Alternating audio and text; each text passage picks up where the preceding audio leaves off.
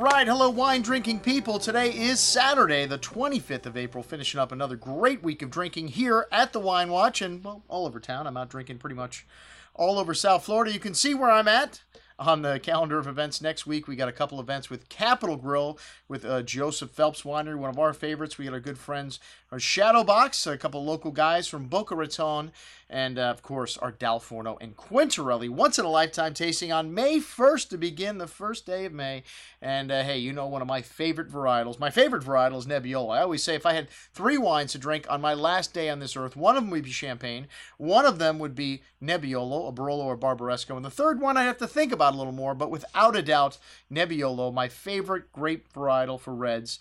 Most people think Barbaresco's lighter than Barolo, but Barbaresco's actually south of the River Tanaro, so that river has a greater influence and it's a little warmer. The grapes actually ripen earlier, so this effect makes for wines that are a little easier to drink when they're young than Barolo, but both of these villages turn out very age-worthy wines. And Nebbiolo combines the nuance and the perfume of Pinot Noir with the tannic backbone and the structure of Cabernet Sauvignon-based wine. So to me, it's the perfect grape, the perfect combination. Leads to a wine that has this lovely, subtle bouquet, wonderful cherry fruit, and then a firm hand of tannin. So these are wines that will age 20, 30, 40 years or more in a great vintage like this 2010, which we just got in the store. And these wines from little producers like Albina Rocca, one of our favorite, a 4th generation family-owned winery, all estate bottled juice. And they've got vineyards in all 3 of the major towns in Barbaresco, Neve, and Treso.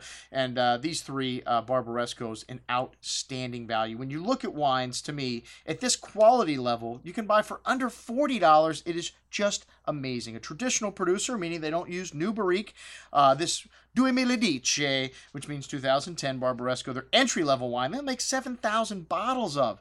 That's 700 cases less than that for the entire 600 cases for the world. So this wine has a beautiful bouquet, that typical red cherry fruit, pretty floral notes, rose petals, truffles, lovely earthy character, very classic vintage, red licorice spice, wonderful bouquet. Even better on the second day, this wine has got a lovely richness on the tongue, that rich red cherry fruit, exotic zesty spice, and those pretty floral notes, and a firm hand of acidity, and some dry tannins at the end. Hey, these wines, a little showy right now. You can drink them. I recommend decantering them for 6-8 hours. These young wines, like I said, better on the second day. The Ronchi, definitely a step up. This is one of the crus. Whenever you see a vineyard name on there, usually that designates it from a more distinct area. And they only make 1,500 cases of this wine, and for under $50, like I said, an amazing value. Everything on this offering. The most expensive wine they do, the Ovello Vigneto Loreto, it's only $52.50. Like I said, we have a great price on these 3 wines. And for all of you Nebbiolo lovers, I've got the rest of the 2010 vintage Barbarescos on this offer. Everything we've got in the store, so check it out. All of our 2010 Barbarescos, including our headliner, the Albina Rocca. I'm your host, Andrew Lampasoni, signing off for the Wine Watch, saying remember, always drink the good stuff first.